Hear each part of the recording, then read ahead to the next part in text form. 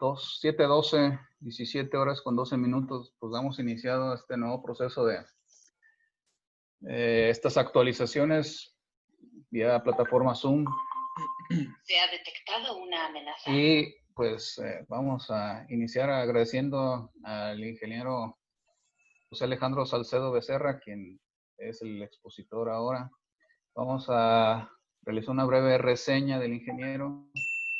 Es ingeniero civil por la Universidad de Guadalajara, con orientación en geotecnia, maestría en hidráulica, con enfoque en aguas subterráneas por la Universidad Autónoma de Guadalajara, diplomado de liderazgo a través de la innovación para ingenieros a nivel ejecutivo en la Escuela de Negocios del Instituto Tecnológico de Massachusetts. Luz y ensayo de materiales, director general del laboratorio ALSA, laboratorio en geotecnia y control de calidad, ponente en variedad de cursos, seminarios, diplomados y conferencias de mecánica de suelos e ingeniería forense. Integrante del grupo técnico IMEPLAN para elaboración de normas técnicas complementarias de geotecnia, responsable del Colegio de Ingenieros Civiles del Estado de Jalisco en el grupo de normalización de geotécnica del 11, miembro del Colegio de Ingenieros Civiles del Estado de Jalisco, del CICEG, de la Sociedad Mexicana de Ingenieros de Geotecnia, del Instituto Mexicano de Concreto Sustentable y de la International Society of Rock Mechanics. Esta es una breve reseña del ingeniero Alejandro Salcedo. Pues, ingeniero, mucho gusto por haber aceptado esta invitación, que ya la teníamos pendiente desde agendado poquito antes de que nos clausuraran las reuniones en grupo, y quedó pendiente esta plática. Ahora, pues bueno, acatando las órdenes y haciéndolo más ágil a través de estos medios, plataformas digitales, pues aquí estamos.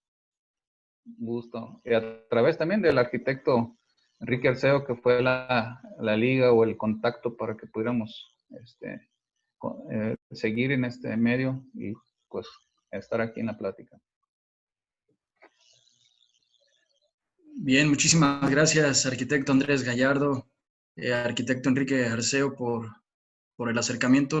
Yo con gusto, el momento que se me había indicado, ver la manera de generar un apoyo a través de una participación. Si bien lo mencionas, justamente poco antes de lo del coronavirus ya teníamos previsto hacer actividades. Sin embargo, pues hay que adaptarnos a la nueva normalidad y buscar medios alternos para estar en contacto y capacitación continua, ¿no? Que es lo que nos acontece y lo que por ahí debemos de buscar promover, ¿no? Este tipo de capacitaciones, ya sea presencial, semipresencial o totalmente virtuales, es importante mantener esta actividad de manera rutinaria.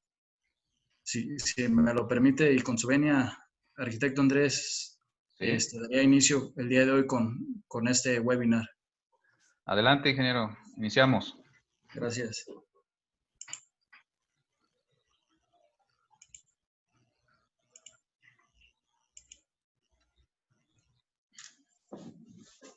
Bien, buenas tardes a todos. Bueno, voy a tratar de ser breve en este tipo de webinar, porque tengo entendido el tiempo reducido.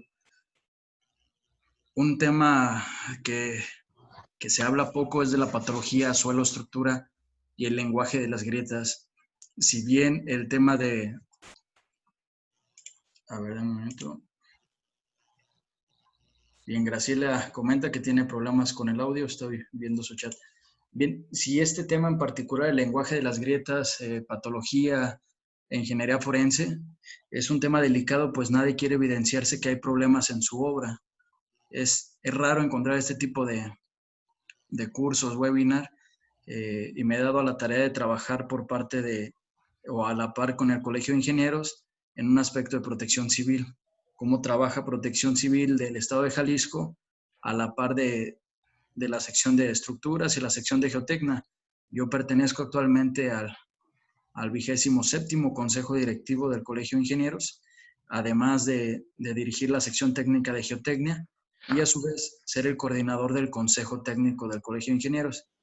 Entonces, lo que me gusta o lo que hemos dado un impulso es tocar aquellos temas delicados que pocos se atreven a hablar. En ese sentido, bueno, patología, suelo, estructura y el lenguaje de las grietas, vamos a hacer una introducción de cuál es el comportamiento del suelo y por qué el origen de estas fallas. Debemos de partir entre la diferencia en la geología y la geotecnia. Si bien la geología es la ciencia que estudia la composición y estructura tanto interna como superficial del planeta Tierra y todos los procesos que conlleva. Y la geotecnia es la rama de la ingeniería geológica e ingeniería civil que se encarga del estudio de las propiedades mecánicas, hidráulicas e ingenieriles de los materiales provenientes del medio geológico y aplicadas a las obras de ingeniería civil. Entonces, la geología es la ciencia que estudia la composición y estructura de la superficie de la Tierra, y la geotecnia es el conocimiento de las propiedades mecánicas, hidráulicas e ingenieriles para comprender tal cual cómo se va a comportar el medio geológico ante una solicitación de una obra civil. Bien, en cuanto a la edad geológica, es importante mencionar, la edad geológica es una edad o unidad geocronológica formal de la escala temporal geológica que representa el tiempo correspondiente a la duración de un piso. Es importante denotar en la ingeniería forense geotécnica la edad geológica. Muchas de las ocasiones, al momento de hacer estudios geotécnicos, nos damos cuenta de algunas anomalías en el suelo. Y les pongo un ejemplo.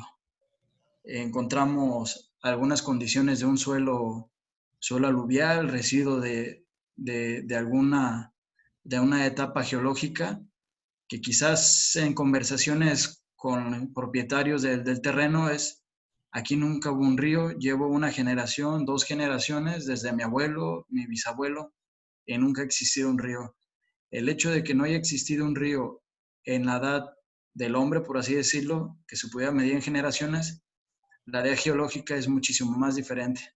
Entonces, lo primero que debes de tener es esa sensibilidad para entender que el comportamiento del mundo tal cual y la edad geológica no se va a comparar en ningún momento con la edad del hombre.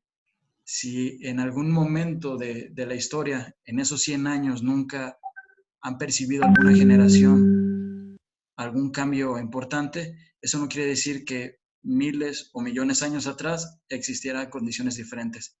Eso es para marcar la sensibilidad.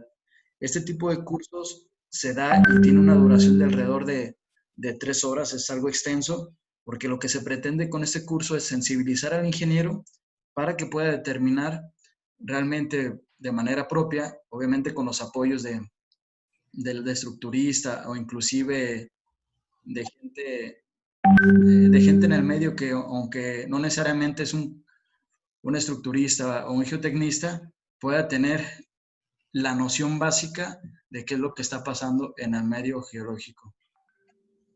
Bien, para ello, ese tipo de estructura tenemos que conocer cuál va a ser la estructura interna del suelo Una amenaza que nos va a marcar la pauta o la diferencia para trabajar diferentes tipos de suelos. La arcilla, en su estructura, es una arcilla, es laminar, a diferencia de la arena. La arena, su estructura es granular. Entonces, estas dos pequeñas o grandes diferencias nos va a marcar la pauta entre la forma de cimentar y la interacción que pudiera tener con la estructura. Entonces, no es lo mismo desplantarse en una arcilla que desplantarse en una arena. Y más adelante vamos a ver el por qué. Bien, para ello también necesitamos identificar cuáles son las grietas o cuáles podrían ser consideradas una fisura.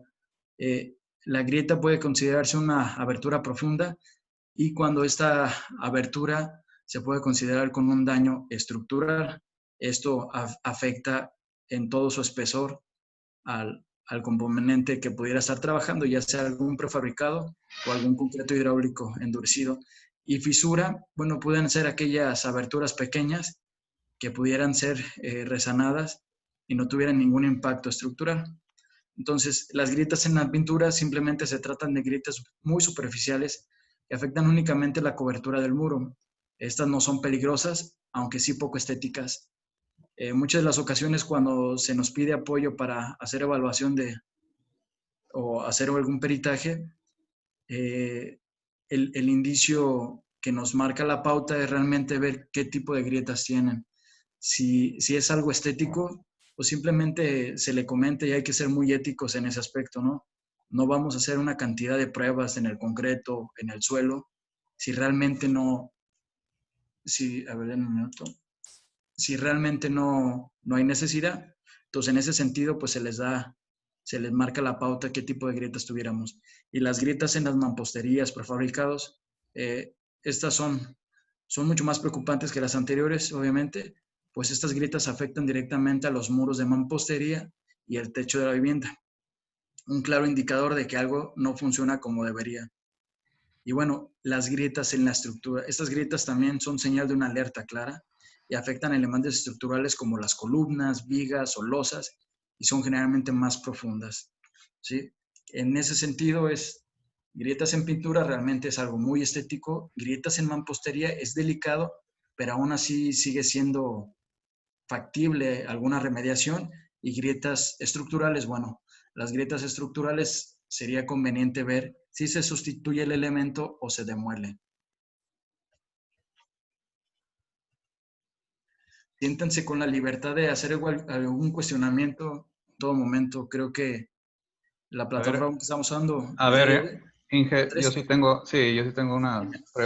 Mira, primero hablaste de suelo aluvial. A lo mejor como arquitectos ahí hay términos ingenieriles que no, o en mi caso yo no comprendí ese suelo aluvial. Y luego mencionas tipo de suelos, mencionaste nomás la arcilla y la arena. En la geotecnia creo que existen otros dos más para ir viendo algo así. Y bueno, dices de las grietas, el elemento, bueno, yo considero que es en los elementos estructurales donde más riesgo debe de observarse cuando existe una grieta. El elemento estructural puede ser en las uniones, en los amarres de muros, en los castillos, en las dalas, en las columnas, en las traves, no sé, esos para mí son elementos estructurales. Y lo que dices tú, los de otras grietas, que puede ser lo que dicen nuestros maestros o el albañino, es que reventó lo que dice de la pintura o en los enjarres. Eso es a lo que creo que te estaba refiriendo, ¿no? Sí, mira, en cuanto a la primera observación, los suelos aluviales son aquellos de origen geológico donde han estado transportados en un medio hidráulico, es decir, suelos en el cual pudieran haber originado principalmente por corrientes de agua como ríos, arroyos, riachuelos, ¿sí? Y en cuanto a la clasificación general, para términos muy básicos, estamos manejando dos, el arcilla y la arena. Suelo se le denomina a aquella partícula que es de 3 pulgadas hacia abajo, es decir, la grava también es un suelo, ¿sí? Es grava, son arenas, son arcillas, son limos y son turbas. Serían esas 5, pero que son suelos. El suelo es la descomposición de la roca, la intemperización o degradación, que a partir de la malla o de la abertura de 3 pulgadas hacia abajo son considerados suelos. Entonces, en ese sentido, lo vamos a generalizar. Dos ahorita son las arenas y son las arcillas para términos prácticos. En cuanto a tu última observación, sí, mira, justamente en esta diapositiva vemos de menor a mayor cuáles podrían ser los elementos a tomarse en cuenta cuando se ha considerado. Bien. Ok, estoy viendo aquí. Ya lo pusiste limitado, ¿verdad, ingeniero Enrique? Digo, arquitecto, perdón. Bien, gracias. Continúo. De manera muy general también se hacen el tipo de impacto que puede tener en la estructura. En menor impacto, obviamente, en instalaciones, tú puedes ver en alguna construcción donde se refleja un tipo de grieta que simplemente son las líneas de conducción, de cableado, qué sé yo, y resalta en el muro, ¿no? No hay gran trascendencia en las instalaciones. Los muros tapón, muros divisorios, donde pudiera generarse alguna grieta, donde no hubiese algún problema. Las techumbres ligeras, bueno, aquí ya conforme empezamos a hacer mención de los otros elementos, vamos viendo el mayor impacto que pudiera tener en las estructuras. Vienen las losas y las rampas, obviamente las traves, ya muy delicado, los muros estructurales y por ende, pues de las columnas, ¿no? Este tipo de elementos son de mayor importancia en cuanto se va a hacer una evaluación de lo que está pasando o la causa que originó las grietas. Les comentaba, siéntense con la libertad de encender su micrófono y como si estuviéramos de manera presencial, hagan intervenciones, no hay problema. Gracias. A ustedes. Gracias. A ti, Lorenzo. Bien, asentamientos, pues es lo que origina en el suelo estructura, una de las causas principales. Una de las causas, ¿no? Ahorita vamos a ver diferentes fenómenos que dan origen a las grietas o lo que pudiera ser alguna falla, una falla estructural en cualquier infraestructura. Los asentamientos es la causa principal, no la única, pero sí es la que mayormente recurren a este tipo de fenómenos. En las arcillas existe el asentamiento por consolidación y esto se puede dividir en 3 tipos de arcillas, o sería una arcilla de baja compresibilidad o de baja plasticidad, una arcilla de alta compresibilidad o una arcilla de alta plasticidad. Los limos de baja y alta compresibilidad y limos de baja y alta plasticidad. Y finalmente, y hago mención aquí, arcillas expansivas. Realmente, ¿cuál es el límite entre una arcilla expansiva y una arcilla que ha originado algún fenómeno de consolidación? Lo vamos a explicar más adelante. Como les hacía mención, la estructura de las arcillas, pues bueno, es una estructura laminar y generalmente de este tipo de presentaciones me gusta hacer unos ejercicios prácticos muy visuales. Esto en este caso lo voy a omitir, pero nos da mucho sentido esta presentación. En cuanto a las arenas tienen un asentamiento elástico o es un asentamiento inmediato. Tienen una composición granular y eso es lo que permite que se genere este tipo de asentamientos. Las arcillas de baja plasticidad y baja compresibilidad, voy a hacer un pequeño dibujo. Bien, este es su volumen supongamos un cubo de arcilla. ¿Sí? Y cuando yo le aplico una carga y tiende a perder de manera muy lenta por permeabilidad del agua, me genera un nuevo volumen.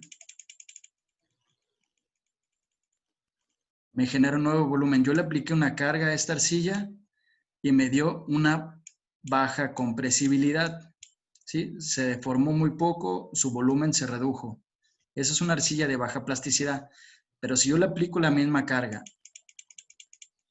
pero a otro tipo de arcilla, que son arcillas consideradas de alta compresibilidad,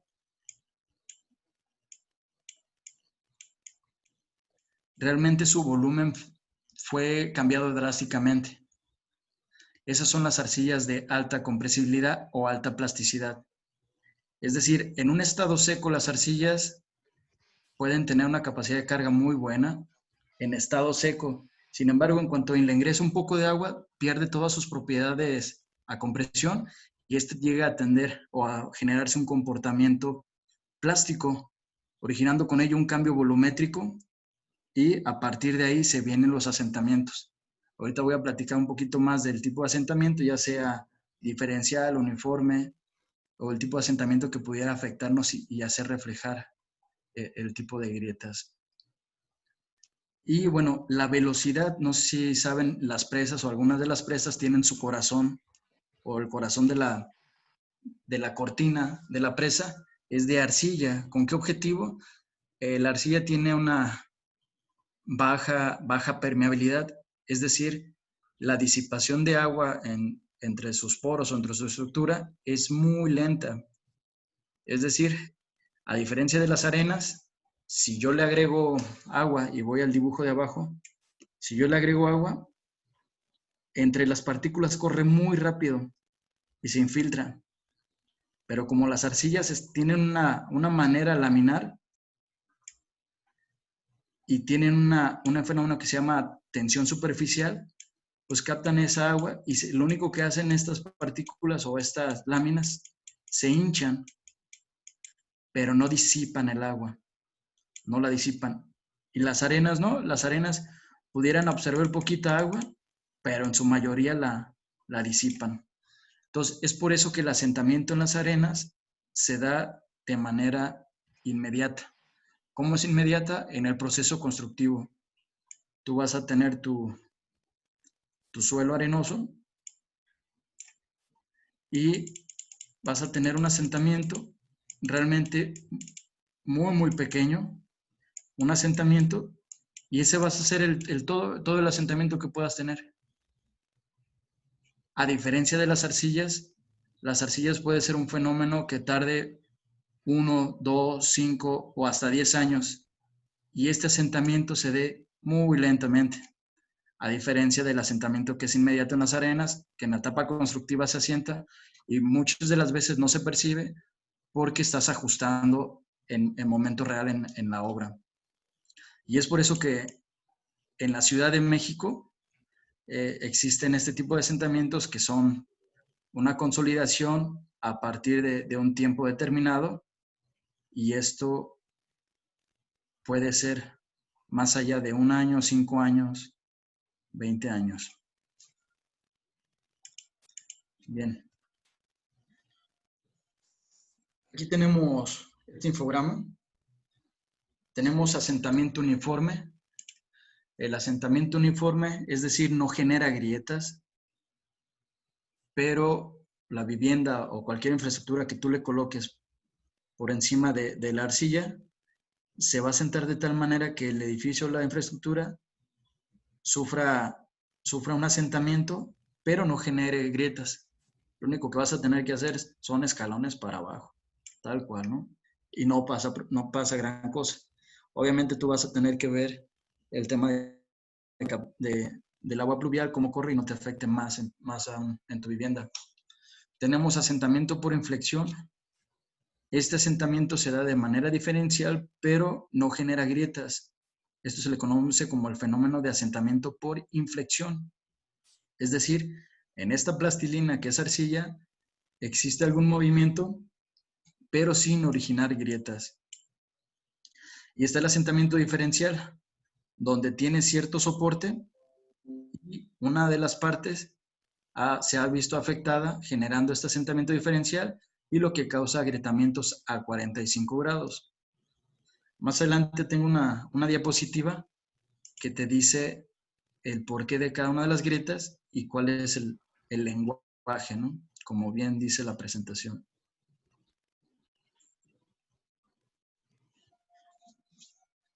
Bien, uno de los problemas comunes cuando hay asentamientos se da a partir del cambio de rigideces en su suelo. Es decir, por ejemplo, aquí tenemos en esta imagen, el que estoy marcando, es un suelo arenoso. Como les dije, si hay asentamiento es de manera inmediata, pero a diferencia de un suelo arcilloso, que es pues el asentamiento es muy poco, pero el asentamiento mayor se da en arcilla. Entonces, este cambio de rigideces me genera una grieta al centro. Entonces, si tú vas a ir a revisar una obra y te surge una grieta al centro, hay que ver si realmente se está partiendo en dos la estructura, ¿no? Ojo, no hay que confundir las grietas que aparecen completamente vertical, e inclusive si fuera un block, estuviera aquí el block y en lugar de agarrar la forma del block, se viene completamente vertical. Esto es por por elementos pobres en cuestión de calidad. Son elementos de muy baja calidad, el prefabricado, y está fallando a la compresión, porque recuerden, pues está soportando lo que es la losa. Entonces, cuando hay grietas verticales y perfora el block o lo traspasa, por así decirlo, o inclusive en el concreto, es por la deficiencia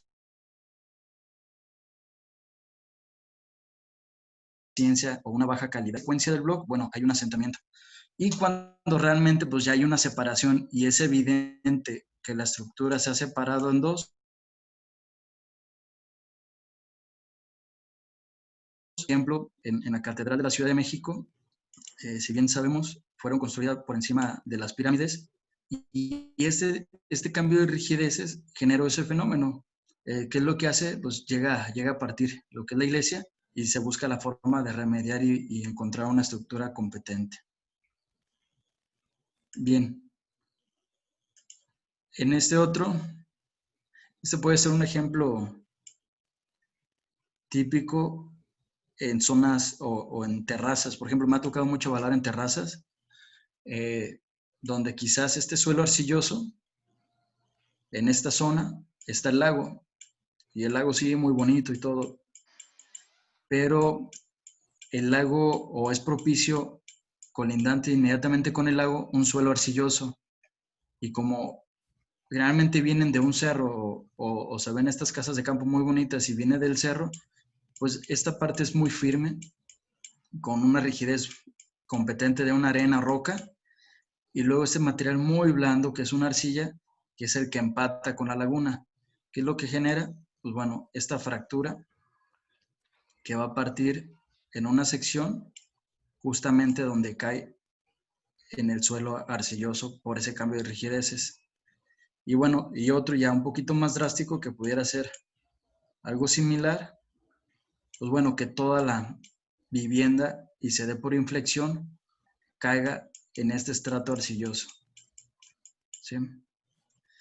Y bueno, otro caso que pudiera surgir es este, donde tienes aquí un pequeño vado y este suelo arcilloso genera tal asentamiento que por la rigidez que pudiera tener en ambas extremidades, pues se genera una grieta aquí.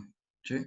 Repito, esto es un ejemplo muy común en la Ciudad de México, donde encontramos pirámides por debajo y pareciera que las estructuras emergen cuando en realidad es de que toda la Ciudad de México se está asentando.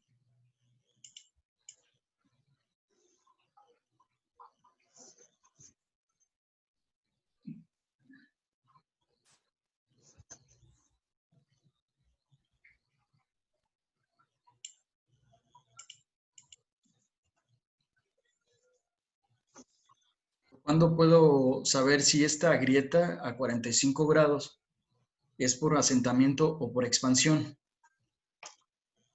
Bien, muy fácil.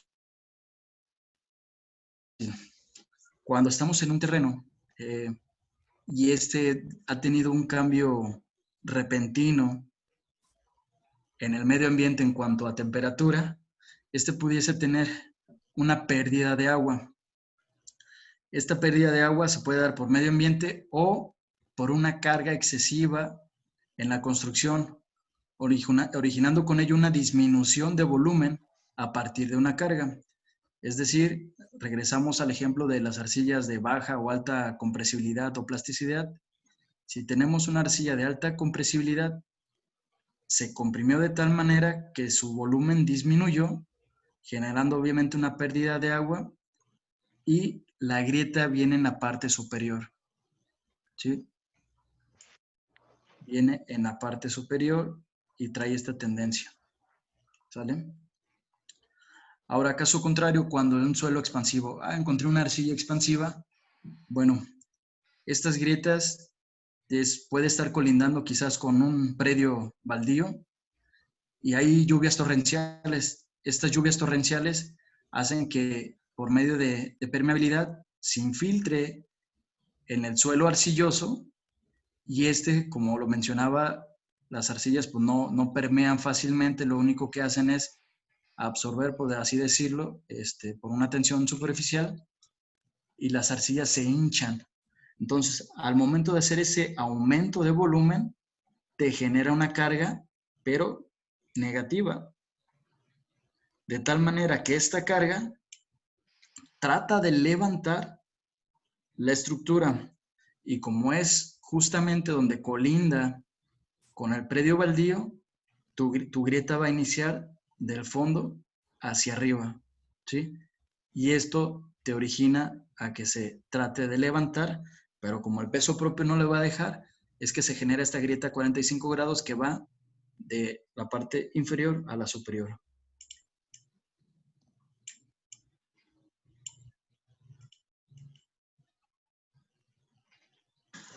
Bien, nosotros como laboratorio hacemos diferentes pruebas para realmente determinar qué tan expansiva o no pudiera ser una arcilla. De ser así, por ejemplo, tenemos un material, este fue en la zona de Atotonilco el Alto, y su presión por expansión es de 0.8 toneladas por metro cuadrado, es decir, 800 kilogramos por metro cuadrado, lo que te va a ejercer de presión para levantar tu estructura. 800 kilogramos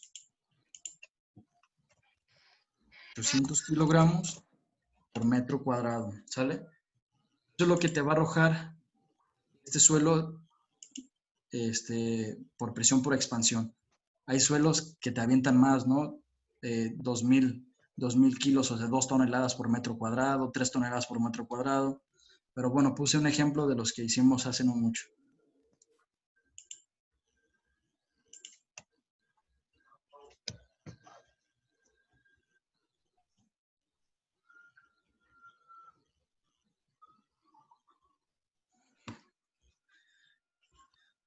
Bien, regresando un poquito, ¿cuándo pasa expansión o cuándo pasa algún asentamiento? Si este es el mismo material. Ok. Surge la expansión y aquí pongo un ejemplo. La presión que tiene el suelo para hincharse es de 1.10 toneladas por metro cuadrado. O sea, 1 tonelada por metro cuadrado es la capacidad que tiene del suelo de hincharse. Entonces, cualquier cosa que pese menos de 1 tonelada por metro cuadrado, te la va a levantar. Eso es expansión. Entonces, si tenemos una caseta, por así decirlo, que esta caseta pesa 800 kilogramos por metro cuadrado, pues te la va a levantar. La arcilla se va a hinchar y te la va a levantar. Pero ¿qué pasa si es al revés? Si la presión que pudiera tener el suelo para hincharse es de 800 kilos y la caseta pese más de 1 tonelada. Pues aquí vence la presión. Y por más de que se hinche esta arcilla, el propio peso de la caseta va a hacer que exista algún fenómeno de asentamiento, ¿sí? Por este cambio. Ahora, los asentamientos se dan, no voy a entrar mucho a detalle en esto, como lo mencionaba para las arcillas, la palabra clave es el tiempo, ¿sí? El tiempo es lo que va a marcar la pauta para la disipación entre su estructura, entre sus poros del agua. Y como la arcilla tiene una baja permeabilidad, va a perder agua, pero muy lento. Y al perder esa agua, pues va a generar los asentamientos.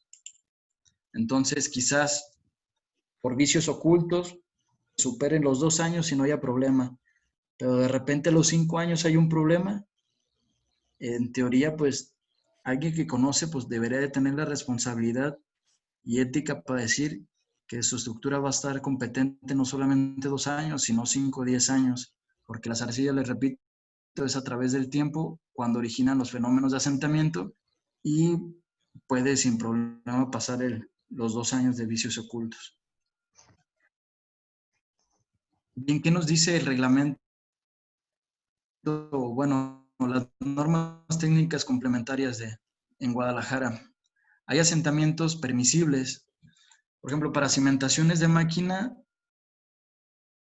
apenas asterisco, y el asterisco menciona que si existe alguna especificación de la maquinaria en especial, pues bueno, esa se tendrá que acatar. Para edificios comerciales y habitacionales son 2.5 centímetros, apenas 1 pulgada. Para edificios industriales, 3.5 centímetros. Y para bodegas, 5 centímetros. Cualquier asentamiento mayor de esos, y en cada una de sus categorías, pues quedaría desviado y fuera de norma. o de las tolerancias permisibles para el tipo de suelo que tenemos en el área metropolitana de Guadalajara. Cosa curiosa en Ciudad de México, y hago una comparativa. Bueno, para empezar, en la Ciudad de México, por el tipo de suelo y aparte la geografía, el terreno o la expansión del mismo, lo dividen entre zonas, zona 1, zona 2 y zona 3. Pero quiero hacer hincapié, si bien en Guadalajara decían, bueno, construcciones aisladas, alguna edificación, pues 2.5 centímetros era tolerable, una pulgada era tolerable.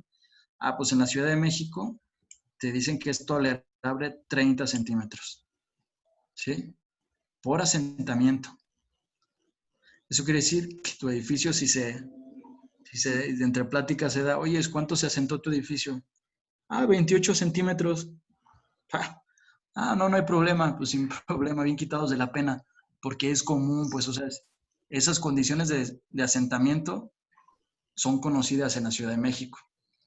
Ahora, caso contrario, oye, es que se me hinchó el suelo y se levantó la estructura. Pues ¿hasta cuánto? Pues hasta 30 centímetros también. O sea, tanto para emersión como asentamiento tienen esa tolerancia. Entonces sí tienen un suelo bastante complicado y es por eso que tienen las tolerancias. De hecho, la capacidad... una pregunta. Dime. En el caso de Ciudad de México, a partir más o menos de qué espesor del estrato del piso, es en que podemos encontrar una relación, a ver si me doy a entender, a lo que estoy entendiendo un poquito. Dime. ¿Por qué nuestras tolerancias son de 1 pulgada o 2 pulgadas máximo? Y en el Distrito Federal yo no tengo conocimiento a qué profundidad está el estrato sólido, digamos, a nivel general, si son 30 metros, si son 40 metros. ¿A eso se refiere esta norma? O sea, es una proporción de una capa general que se tiene, digamos, a nivel del Valle de México. ¿Es por eso que es permisible esos 30 centímetros? No tanto por eso. Bueno, las condiciones que tenemos en Guadalajara y Ciudad de México son completamente diferentes. Por eso yo de manera general, para comprender este aspecto, lo dividiría en arena y arcilla, ¿sí? Okay. En las arenas son las que tenemos en Guadalajara y su asentamiento es inmediato, y el asentamiento que se llega a dar en las arenas, como lo explicaba en un inicio, pues es muy poco. En cambio, las arcillas llegan a tener una alta compresibilidad que su plasticidad les permite tener este asentamiento.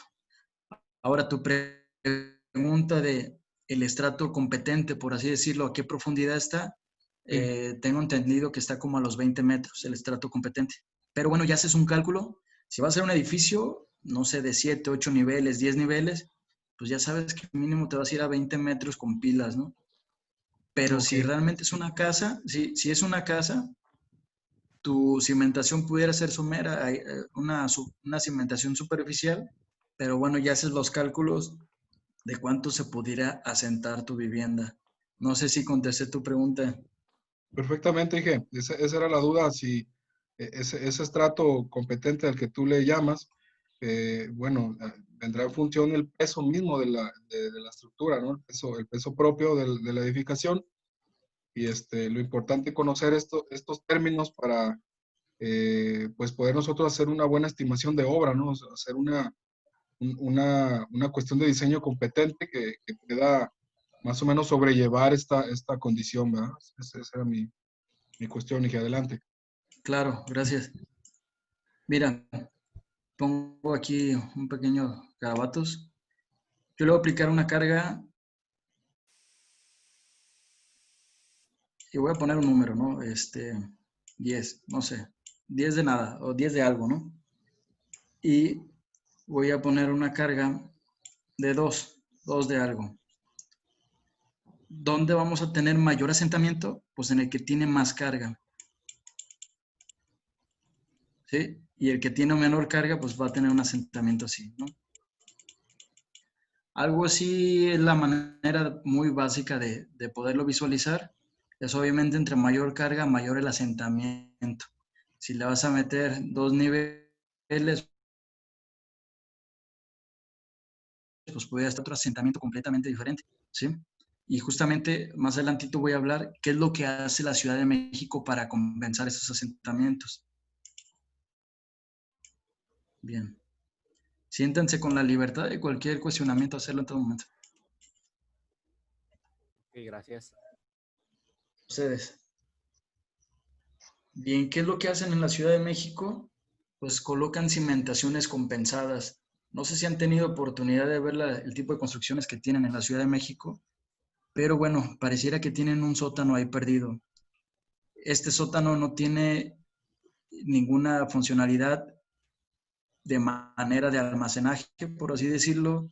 No es una bodega, sino que este sótano se vuelve parte de su cimentación. ¿Recuerdan?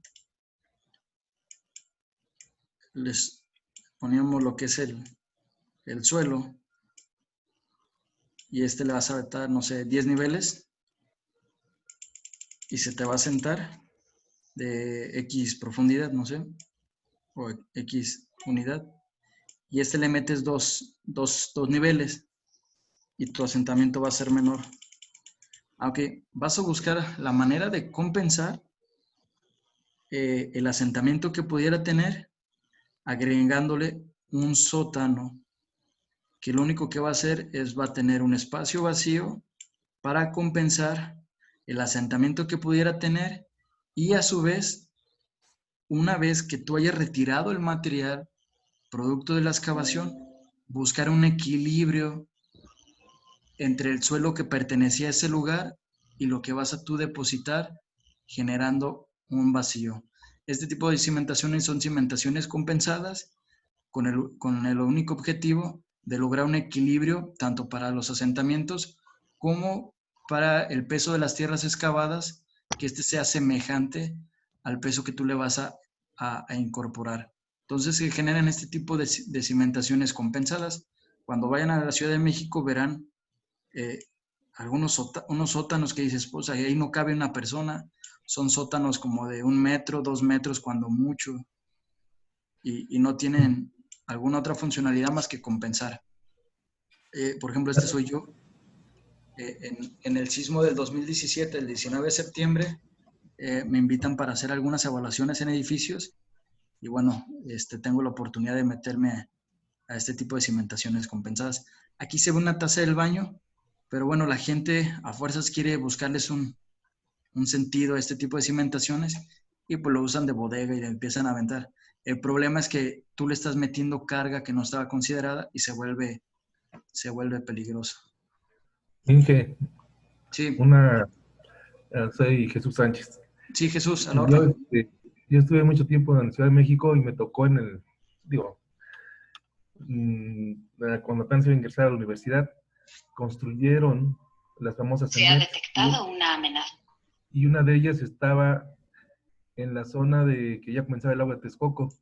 Eso de la cimentación compensada, ahí lo pude ver porque hacían unos cascarones invertidos para hacer edificios como de 60 metros de largo, de 2 niveles, y en las vacaciones que no se usaban, se llenaban de agua y parecía el Titanic el edificio. Entonces lo que tenían que hacer era tener que sacarle agua con bombas para nivelarlo, pero se permanecía siempre en su nivel y era pues una cosa que en aquel... Sí, mira Jesús, en la segunda... Cero la resistencia. Claro, mira, en la segunda imagen no se alcanza a ver muy bien, pero está inundado. Algo que le pasa mucho a estas cimentaciones compensadas es que tarde o temprano empiezan a fallar si están mal construidas y les ingresa el agua, ¿no? Una vez que les ingresa el agua, pues llegan a tener problemas y en lo que bombean, en lo que solucionan, pues se vuelve Se ha complejo detectado una amenaza. el darle solución a ello. Pero sí, lo que tú comentas es muy cierto. A veces la gente desconoce a los propios habitantes de la edificación y pues siempre quieren buscarle alguna utilidad, pues. No sé si amplié o reduje. No, está bien, y con respecto también a otro tipo de cimentaciones, me tocó ir a las Capuchinas, la que está ahí a un lado de la Basílica, con los pilotes de control, no sé si los conoces como los de la Torre Latinoamericana, Sí, sí, pilotos sí, de sí. control del ingeniero Manuel, no recuerdo su apellido, y tuvimos la oportunidad de ir con él a una visita de cómo estaban recimentando, parecido como la catedral, ¿eh? Encofrando las cimentaciones antiguas de piedra y sustituyendo los pilotes que eran de madera para hacerlos colar de concreto. Y lo admirable era que tenía más de 2 metros de desnivel en ese templo de las Capuchinas y milímetro a milímetro la volvieron a nivelar. Entonces, digo, hay cosas que se pueden hacer. Claro, el costo fue alto, pero también fue muy interesante verlo. Sí, yo creo Por que el tipo quien de suelo, ¿eh? construye, Por el tipo de suelo que hay en la Ciudad de México, me tocó verlo mucho. quien construye en la Ciudad de México puede construir en toda la República. Sí, una vez que empiezas a construir allá, te encuentras de todo. Y cuando llegan a Guadalajara, pues llegan temerosos, ¿no? Y en cuanto ven que el suelo es muy noble y da mucha capacidad, no, pues ya empiezan a agarrar confianza, ¿no? Pero es muy Así diferente. es. Los que dicen los pilotes de control, bueno, se genera un marco rígido, ahí de acero, el cual va a generar esta resistencia, por así decirlo, y aquí se colocan para estar monitoreando unos cubitos de madera que tienen unos colores. La pila.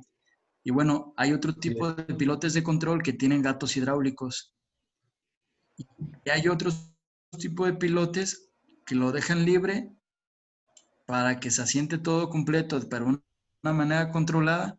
Y lo que van haciendo son descabezando las pilas. Sí. Ay, sí, la Ciudad de México, mi respeto, ¿no? Sí, sí tienen un suelo muy complejo, pero siempre buscan la forma de lograr Volverlo. resolverlo y con obras muy bonitas, ¿no? Pues, Bien. Gracias, pues sí, imagino Jesús. algo que es muy, muy interesante, ¿verdad?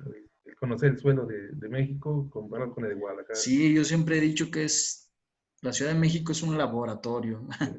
Te ayuda a experimentar todos los fenómenos posibles para construir, ya sea la susceptibilidad que tienen con los sismos o la forma o la intensidad que genera el propio suelo, al ser un suelo blando, propicio a que se incrementen. Allá, allá el ¿Mande? estructurista, allá en el estructurista que le agrega el factor del miedo, dice él, agregamos el factor del terror, Exacto, sí.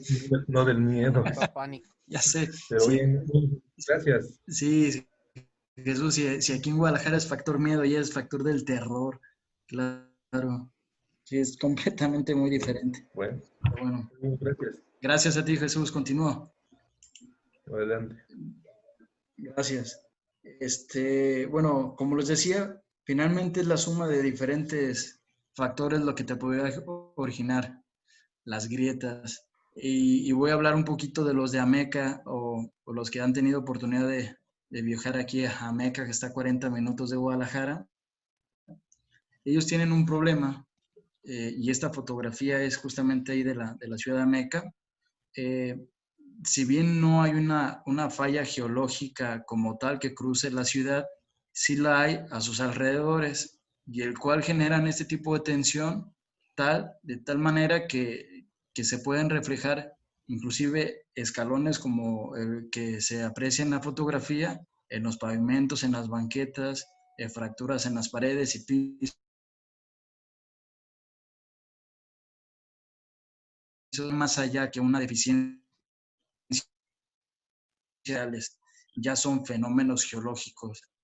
Y en cuanto al tema constructor, pues hay que ver realmente hasta dónde interviene o cuándo puede ser su negligencia o es un fenómeno natural. Les repito, este tipo de cursos es muy intenso y buscamos todo eso, temas legales que pudieran originarse a partir de algunas fallas. Pero bueno, no me extenderé mucho. Hay otro detalle ahí en Ameca. La sobreexplotación de los acuíferos es una realidad. Y pongo un ejemplo en esta imagen. Bueno, acá es en el Valle de Toluca, donde originalmente tenían perforaciones para extraer el agua a 80 metros de profundidad, sus acuíferos. Sin embargo, ahora si quieres dotarte de agua potable, vas a tener que perforar mínimo 400 metros de profundidad. Y todo ese espacio que ocupaba el agua, pues tiene que reacomodarse las partículas, generando con ello grietas. Algo también similar pasa con Ameca. Una cosa es la tensión o las grietas que se han originado a partir de una falla geológica que está al noroeste, según yo, el cual genera esa tensión y recorre este tipo de grietas, lo que es la ciudad, y aunado a ello, pues la sobreexplotación de los acuíferos también que se dan en Ameca. Los pozos profundos, medianamente en Guadalajara, la zona metropolitana, están como a 200 metros, 300 metros cuando mucho, poniendo en perspectiva, ¿no?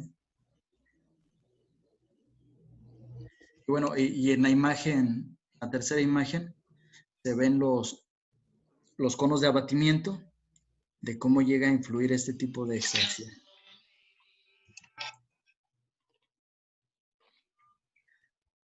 Los estudios que se han hecho por parte del INEGI en el área de Ameca datan de 1993.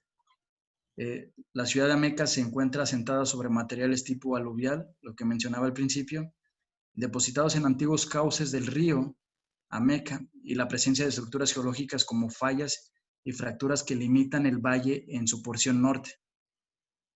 Ojo, la falla geológica está al norte, pero del valle, ¿sí? No necesariamente de Ameca. A veces vemos los problemas muy a nivel hombre, por así decirlo. Queremos ver el tiempo del hombre en lugar del tiempo geológico, y queremos ver la geografía del hombre en lugar de la geografía realmente de todo un escenario geológico. Como hay una ciudad justamente donde aparecen este tipo de fracturas, que es Ameca, pues dicen, pues trae una falla geológica. No, no es así. La falla geológica está al norte, sí, del valle de esa zona, pues.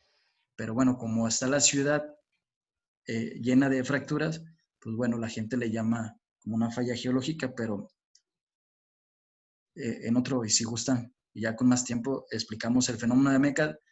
Traigo por ahí una presentación muy, muy completa donde diferentes autores me han aportado. Hay un par de diapositivas y lo toco a fondo, ¿no? Pero bueno, en esta imagen se alcanza a ver, y imagen extraída de la carta geológica, pues las diferentes composiciones de los materiales que pudieran tener y realmente cuáles son las fallas que están de manera en contacto o alrededor de la periferia del valle, que está en el valle o en la zona de valles, ahí en Ameca. Otro tipo de fallas son las fallas que se dan también por talud, algunos deslizamientos o fallas rotacionales. Es importante denotar la altura primero en los taludes, y a partir de la altura, pues saber qué tipo de grietas pudiéramos tener. Las grietas por tensión que se generan en la parte superior del talud o en la corona nos van a marcar la pauta si realmente esta falla es por el pie de talud o pudiera ser una falla de base con una rotación, o finalmente una falla local que apenas sí es un desprendimiento de la corona. Esto se va dando ahí con la práctica y uno lo puede identificar. Y en las siguientes diapositivas describo un poquito los fenómenos que pudieran pasar. Uno es deslizamiento, cuando existe una estructura importante donde en este talud o esta ladera pues se desprende generando un movimiento importante. Tenemos el de arrastre. Bueno, son ya suelos que han sido que han tenido algún arrastre por parte del talud, donde la pendiente los ha orillado o ha ganado este tipo o propiciado este tipo de falla. Esta es roca y este suelo, ¿no? Y la rotacional, la que mencionaba, en algunos taludes que se alcanza a ver. ¿Cómo identificar que ha fallado un talud? Si se fijan, por más de que traiga pendiente el talud, los pinos siempre se ven erguidos. Pero si tú ves que los pinos traen cierta inclinación, es señal de que ha fallado y hay que tener mucha precaución. Esto personal de protección civil, por ejemplo, lo sabe, ¿no? Si tú ves tu talud y ves tus árboles o cualquier flora que pudieras tener, se ven erguidos, por muy inclinado que esté el talud, inclusive hay unos que están casi hacia 90 grados y el árbol se ve de pie sin problema, ¿no? Entonces son estables, pero si tú ves que el árbol ya se ve chueco, que se ve alguna deformación ahí en los árboles, esto es porque ya tuvo una falla. Y esto es muy propicio a que continúe la falla y se venga todo el cerro.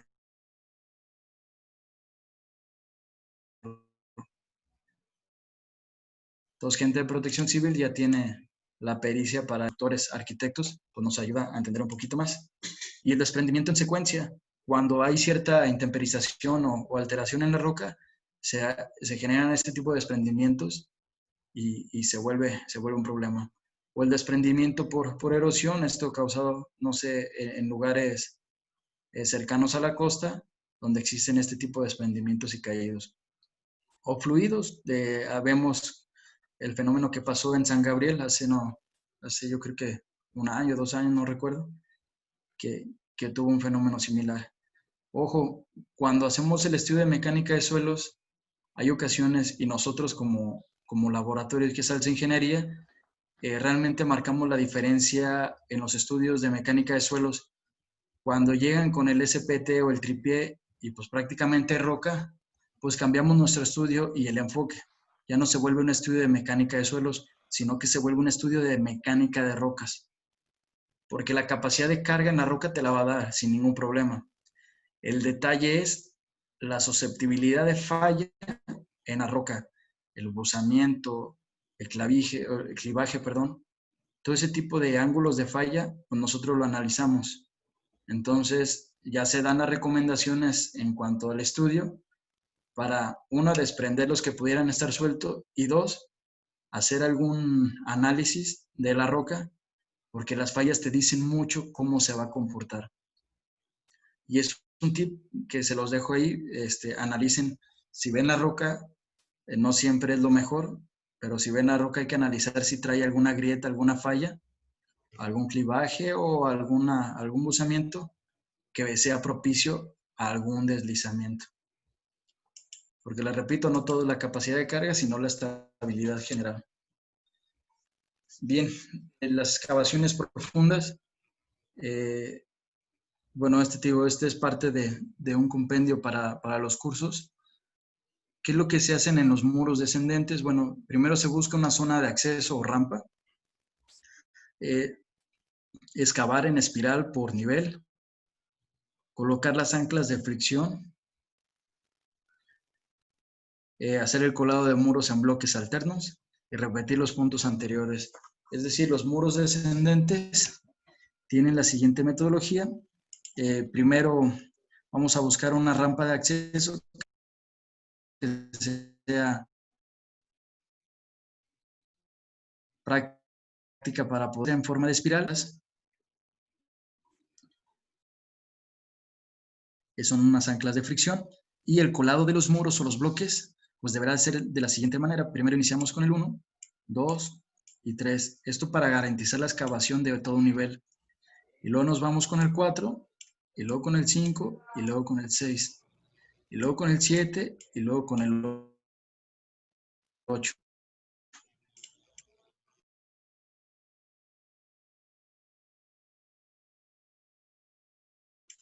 ¿Por qué de esta manera? Hasta el tiempo que llegas al 6, pues ya se te derrumbó.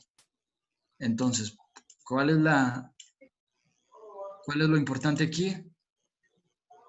Lo vamos a hacer alternado. 1, 2 y 3. Ya estabilizamos una parte, luego nos vamos a la otra y a la otra. Y así sucesivamente en todos los niveles. ¿Sí? Esta es la forma correcta para poder hacer las excavaciones y darle continuidad a tu proyecto.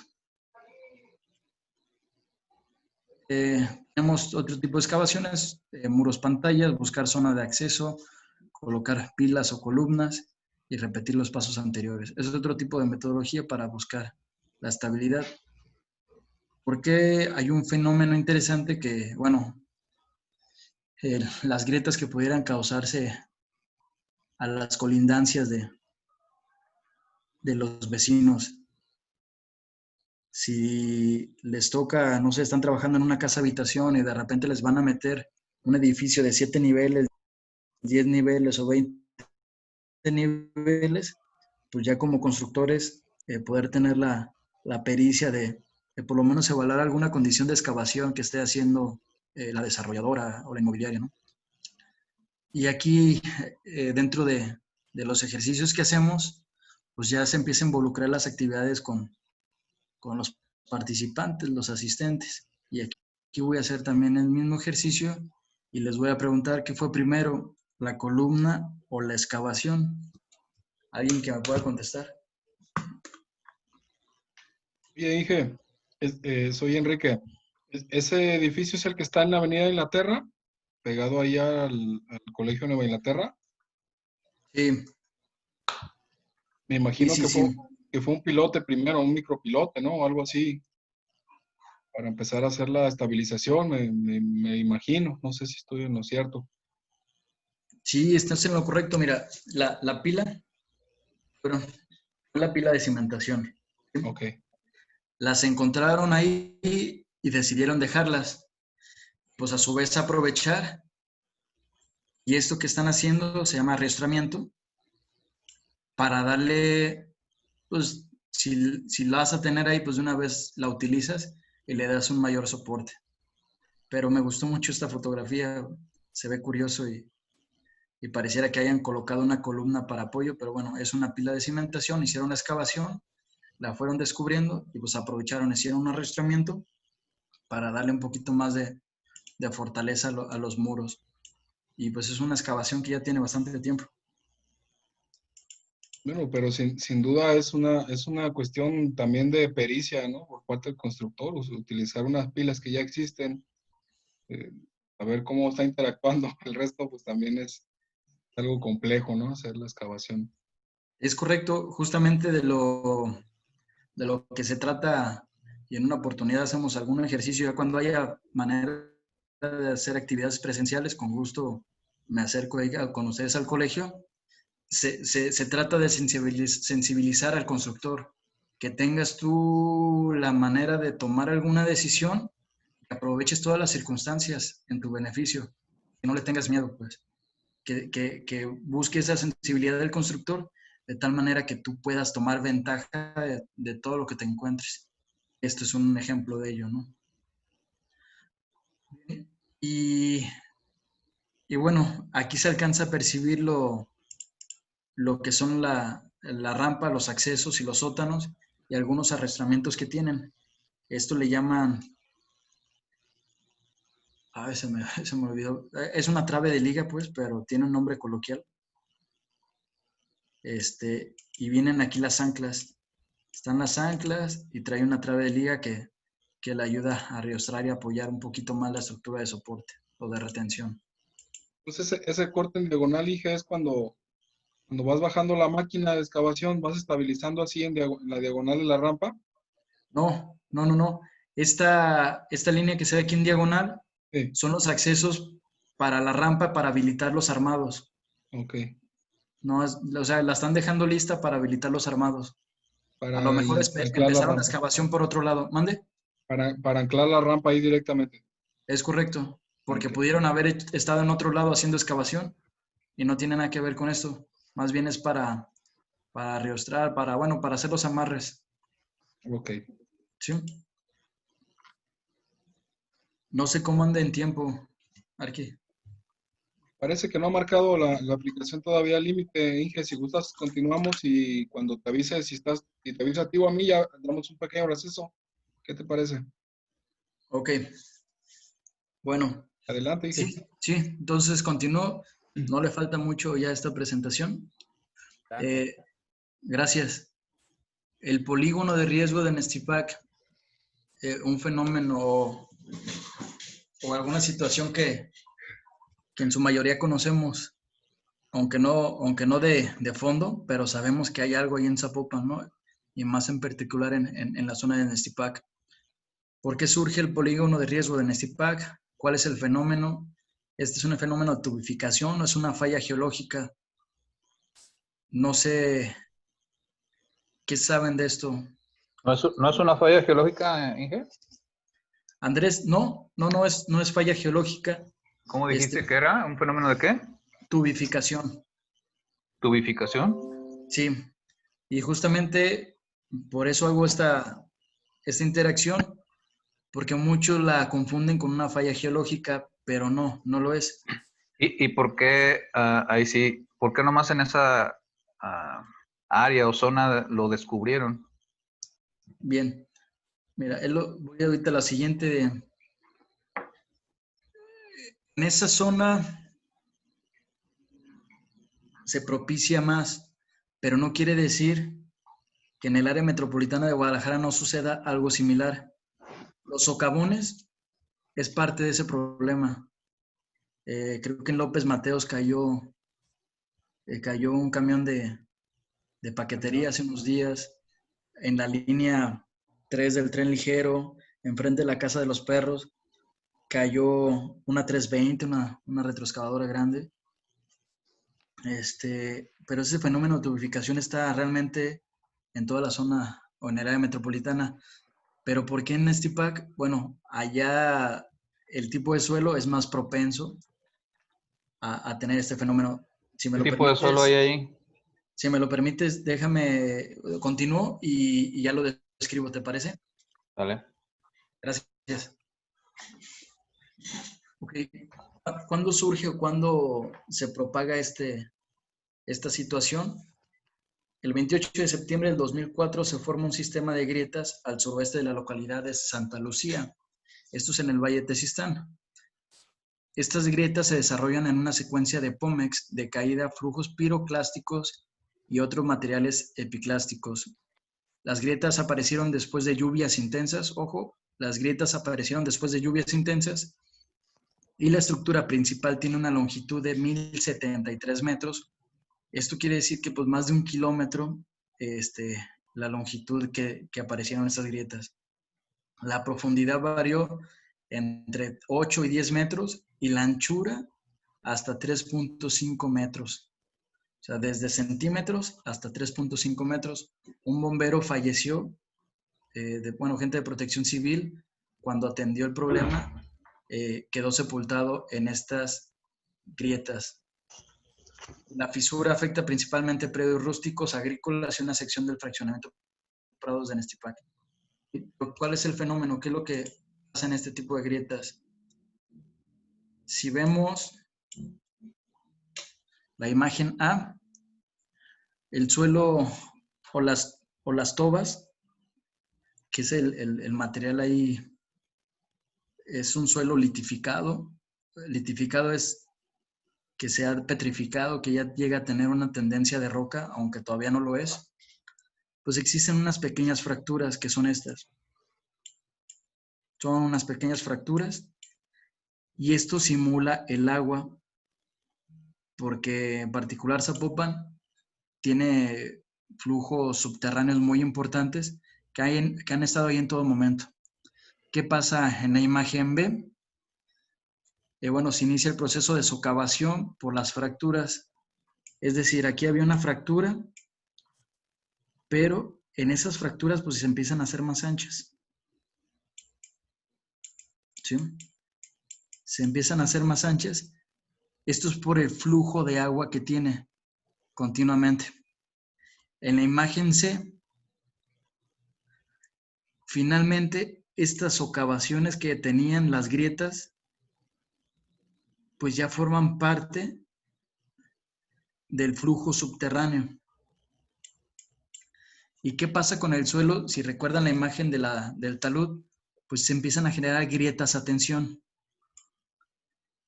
Estas grietas a tensión, y como parte del curso que se da, es, si tú vas a caminar, estas grietas a tensión pueden estar separadas de 3 metros, ¿sí? Entre una línea y otra, entre una grieta y otra. Si tú pasas en medio de estas dos grietas, ten cuidado porque puedes quedar enterrado vivo, que es lo que le pasó al bombero. Entonces, estas dos líneas es susceptible al colapso. Entonces, tener como cuidado cuando se nos va a solicitar una peritaje, alguna investigación, ver que si ves grietas paralelas, aléjate del centro. Porque si ves estas grietas paralelas, es susceptible al colapso. Y bueno, ¿qué empieza a surgir al centro de estas dos grietas? Pues hay algunos colapsos en secciones y falta una lluvia intensa para que colapse completamente. Entonces ya vimos que no es una falla geológica. A este efecto se le conoce el efecto de tubificación. Te genera término coloquial, te genera un tubo por debajo del suelo. Este es un conducto de agua subterránea que por el tipo de suelo que tenemos, que es muy ligero, este es susceptible a algún problema de socavación y colapsa el suelo. Entonces, no es único en Zapopan, esto se puede presentar en todo el área metropolitana o en algunas zonas más que otras, pero bueno, se propicia más por las condiciones de agua subterránea que están en Nestipaca. El polígono anteriormente lo mencionaban de manera... Perdón, ¿me permite hacer un comentario? Sí, César. Gracias. Bueno, solamente reafirmar o más bien tener el conocimiento claro de lo que está mencionando Inge. Según tenía entendido, la zona viene, o bueno, entiendo el concepto de tubificación y sé perfecto a lo que se refiere con los mantos o los arrastres que traen de finos por el interior, por algo se llama tubificación. Pero según tengo entendido yo, sí es parte esto de una falla geológica. La falla geológica viene desde el río Santiago, según tengo entendido yo. Pasa a Copala, pasa a Tezistán y llega hasta la Primavera. Ahí me gustaría corroborar el dato o si yo pues si yo tengo un dato mal o estoy en un error.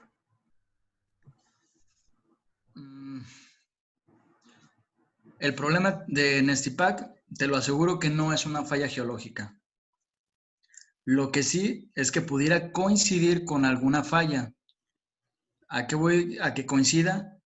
Pues ya viste que este tipo de fenómeno de tubificación se extiende hasta inclusive 1 kilómetro con el problema. Entonces, pudiera coincidir con alguna falla geológica, pero no es el origen. Okay. No sé, Entonces, César. no está provocado por esta situación, o sea, puede coincidir, pero realmente no influye o no está provocado por esta situación de la falla. O sea, la tubificación es realmente por afectación y el tipo de suelo y no tanto por la falla que viene desde el río Santiago. Es correcto. Ok. Sí, Oye, si gustas, tengo bastante artículos, se los comparto con el arquitecto Andrés o a través de Enrique Arceo, y a ellos que se los repliquen con mucho gusto. César, ¿cómo ves? Gracias, sí, es retroalimentación. Claro, esto es muy interesante. Gracias. Oye, Ige, te puedo hacer una pregunta, Ige. Sí, Este polígono que estás marcando, bueno, actualmente estoy construyendo ahí por Coto Sendeira, me parece que está dentro de este polígono.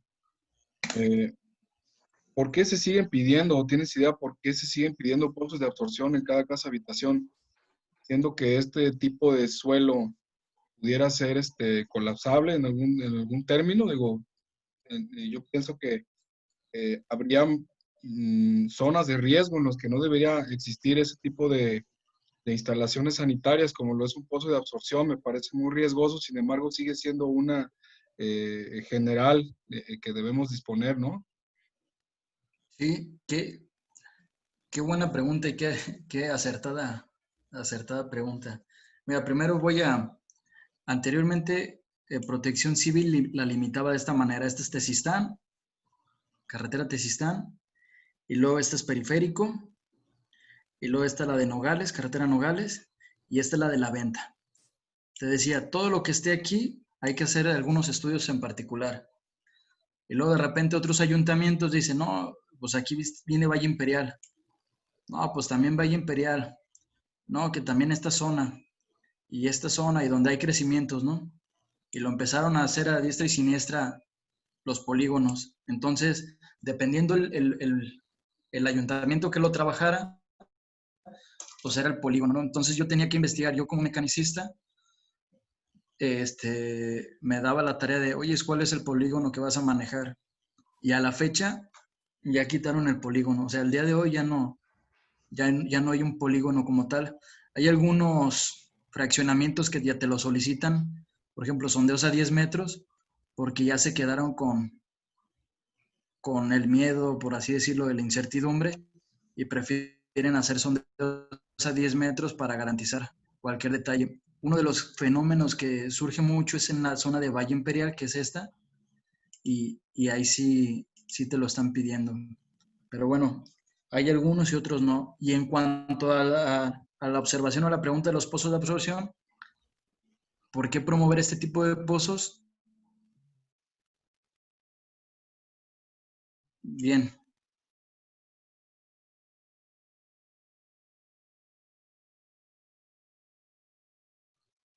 O un agua subterránea, ¿no? Una superficie en agua subterránea. Entonces, en teoría, esta abastece a los acuíferos y esta agua subterránea finalmente, recuerden que los acuíferos están como a 200 metros y los pozos de absorción, cuando mucho, llegan a 10 metros, 6 metros, 5 metros. Entonces, para que lo abastezcan tal cual, el acuífero va a ser difícil, pero sí lo que buscan es propiciar que el flujo subterráneo pues pueda encauzar esto. El detalle es que es susceptible a la erosión en algunas zonas. Y hay otras zonas, justamente aquí por Nuevo México, adelante de Valle Imperial, que hay un tepetate, un material muy, muy cementado. Inclusive cuando quieres hacer la excavación, pues la manita de chango o lo de la retro se ven los arañazos. Entonces, ¿qué haces con un suelo altamente cementado? Pues nunca filtra el agua. Pero a fuerzas el ayuntamiento te está pidiendo que hagas pozos de absorción. Por eso en los estudios de mecánica deben decir si el suelo trae cierta permeabilidad o si el suelo es prácticamente permeable. Entonces, si tú metes y nos ha tocado hacer peritajes, si tú metes un pozo de absorción y el suelo es ese tepetate muy cementado que no permite que drene el agua, estos pozos de absorción finalmente se vuelven algunas cisternas y se desbordan, que eso es el problema. Y en alguno de sus casos tienes la zapata en esta zona o la cimentación y te empiezan a perjudicar la cimentación. En lugar de beneficiar el tema ecológico, te afecta tu cimentación causando problemas de asentamiento. Pero Enrique, sí es una buena observación, algunos te lo piden así, pero es importante que ya tu estudio de mecánica de suelos considere las condiciones de permeabilidad y tú ya puedes argumentar, ¿sabes qué? El suelo que tengo es poco permeable y si yo construyo pozos de absorción, lo único que van a hacer causar es un problema en lugar de un beneficio ecológico. Entonces sí es todo un tema los pozos de absorción, pero prácticamente le queda o le toca la chamba al constructor de buscar la forma de dialogar con el municipio. Yo te lo Sí, comentaba, contesté tu Inge, pregunta. te lo comentaba porque precisamente la tubificación, yo entiendo que es una pérdida de tensión superficial en un área determinada de piso o de suelo. Si tú estás échele y échele agua entre casas, entre viviendas, me refiero ahí en Sendeira que estamos ahí construyendo, tuvimos que acudir a los micropilotes porque realmente era, al momento de abrir las cepas, ya a 350, 4 metros, un material que se ve que tiene una porosidad importante. Entonces, sí, las cimentaciones o las casas muy bonitas, muy modernas, al año siguiente están todas llenas de sal, hay capilaridad en los muros en general. Y bueno, me preocupa pues que las autoridades o los fraccionamientos sigan pidiendo forzosamente ese tipo de condiciones. Me parece muy desfavorable, ya que tú das una garantía para 4 o 5 años en acabados, en pinturas, en enjarres, y a final de cuentas, este efecto de capilaridad no se puede controlar, Ige, porque realmente son suelos muy porosos, superficialmente muy porosos. Entonces, pues sí, mira, qué bien que nos lo explicas, y ojalá pudiéramos hacer algo los que estamos en obra para poder hacerle ver al ayuntamiento que habría maneras de tratar el agua pluvial, no propiamente así. Sí, lo que se busca es una infiltración de tal manera que propicie un equilibrio ecológico, ¿no? Y el detalle hay que ver también las construcciones. Lo que mencionabas de los micropilotes es una cimentación semiprofunda con el objetivo de darle una capacidad portante al suelo, de tal manera que le transmitas la carga sin problema desde el estrato competente, sin que tú tengas que hacer una excavación de 4 metros, ¿no? O sea, si hicieras una excavación a 4 metros de profundidad o 5 metros de profundidad porque este suelo está muy, o ya sea muy saturado, o tienes condiciones de niveles de aguas freáticas, que se vuelve algo complicado, los micropilotes es una buena opción para calzar tu zapata, y finalmente haces tu excavación a este nivel, quizás 1 metro o 2 metros de profundidad, y los demás, si esto es 5 metros, pues 3 metros de micropilotes, ¿no? Y así lo compensas, nomás haces tu excavación, y aquí se barrena solamente lo que sería el diámetro de tu micropilote. Pues son alternativas con las que hemos estado trabajando debido a esas circunstancias, Enrique. Pero sí, gracias por tu comentario y la observación de la pregunta, pues muy atinada. Gracias, Ojalá Inge. se pueda hacer algo. Gracias a ti. Y bien, los rellenos de escombro. Ese es otro tema, ¿no? Recuerden que la presentación del día de hoy es patología, suelo, estructura y su lenguaje en las grietas, o el lenguaje de las grietas. Otro detalle que surge muy a menudo es el tema de construir en rellenos de escombro. Pero realmente, ¿hasta qué parte es viable retirar el escombro o no de tu construcción? Se entiende por relleno, y si tú en el estudio de mecánica de suelos encuentras que te dicen el material es material de relleno, este material, cuando te lo describen tal cual de relleno, es un suelo o material colocado por el hombre en un predio por medios no naturales. Pero ese relleno no quiere decir que sea malo. Finalmente es un material depositado a lo mejor de banco. Existe también el relleno que le llaman o le denominan escombro limpio. Este suelo o material colocado por el hombre contaminado ligeramente por escombro, rastros de ladrillo, mortero y azulejo, partículas muy pequeñas alrededor de medio centímetro. Y bueno, ya viene lo que es el relleno de escombro, suelo matero, concreto, basura orgánica e inorgánica. Entonces, ¿qué hacer realmente con estos tipos de rellenos? El relleno que es de material de banco, pues ver nomás que cumpla con las condiciones de capacidad de carga y tan se acabó. El escombro limpio, si es un relleno donde encuentres partículas de ladrillo, de mortero, inclusive azulejo, y son muy pequeñas, pues finalmente te dan soporte y te ayudan. Entonces, un escombro limpio, pues no hay necesidad de retirarlo.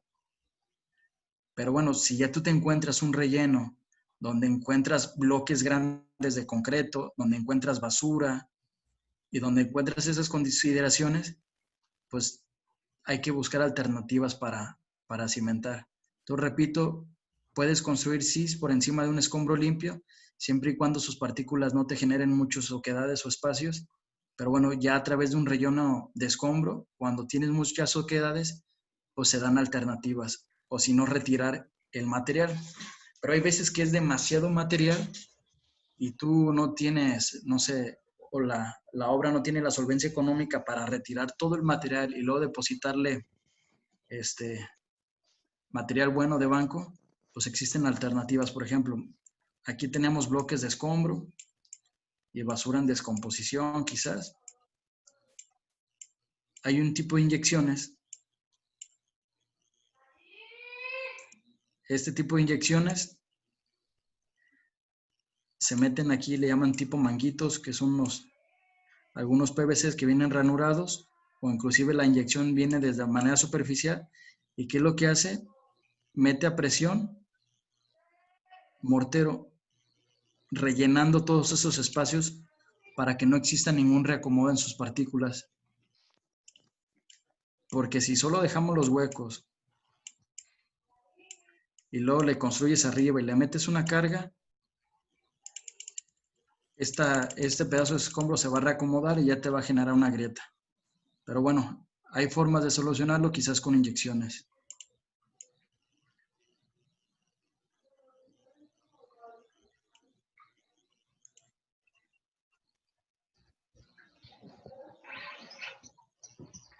Bien, es lo que pasa con los rellenos y justamente dentro de la ciudad. Hay un documento, un libro del maestro... se me fue el nombre. Aquí lo tengo, por aquí lo voy a tener. Un documento donde te dice cuáles fueron zonas de relleno susceptibles. Mauro Alberto Flores Almonte. Este documento está muy bueno. Originalmente, pues existían este tipo de cañadas, ¿no? Y aquí vemos en esta fotografía. Pero tarde o temprano, por la necesidad de crecimiento, pues se fueron haciendo, de acuerdo a necesidad, nuevos desarrollos, ¿sí? Nuevos desarrollos que antes no había. Entonces, si lo vemos de la siguiente manera, y esto se da también mucho a las faldas de los cerros, no sé, para acá, para Bugambilias, Punto Sur, es, si vemos un corte de perfil, resulta que quieren llegar a este nivel. Entonces, ¿qué es lo que hacen? Este material lo retiran y lo depositan aquí. Entonces, por eso la importancia del estudio de mecánica de suelos. Resulta que donde rellenaste está pues nomás a volteo y cuando mucho compactaron la parte superficial, pero haces un sondeo un par de metros y aquí está durísimo, durísimo, y tu cimentación es como de 1 metro, una cosa así, ¿no? ¿Qué se debe? Bueno, ¿a qué se debe esto? Que hubo zonas de corte, donde hay corte está durísimo por la misma compresión que duró geológicamente ahí ejerciéndole alguna compresión, y pues está durísimo. Pero donde había estas cañadas, pues se coloca material a volteo. Entonces, por eso es importante hacer un estudio de mecánica de suelos y no copiar pues el que ya utilizaste en este lote, ¿no? Se los dejo ahí como dato porque luego dicen, caray, pues, o se nos hace fácil a los constructores utilizar el mismo estudio de mecánica de suelos y luego se encuentran con detalles. Pues justamente es por esa zona de rellenos. Hay lugares donde el suelo es muy competente y a un par de metros el suelo no lo es tanto.